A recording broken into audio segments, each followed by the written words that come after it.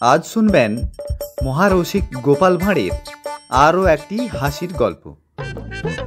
গোপালের ঘোড়া। গোপাল একটা নতুন ঘোড়া কিনেছে। গোপাল তাই নিজে শখ করে তার সাজ পরাতে গিয়েছে। নিজের পছন্দ মতো কোনো মতে সাজ এঁটে দেওয়ার পর একটা চাকর বলে উঠল, বাবু, সাজ উল্টো হলো যে। গোপালের নিজের মনেও সন্দেহ হচ্ছিল যে তার হয়তো সাজ পরানো ঠিক হয়নি, কিন্তু তাই বলে চাকরে ভুল ধরবে? এ হতেই পারে না। তিনি চটে বললেন, কেন, উল্টো হবে কেন রে বোকা? চাকর বললে, এ দিকটা থাকবে আপনার মুখের দিকে আর ওদিকটা থাকবে পিঠের দিকে, তাহলেই ঠিক হবে বাবু।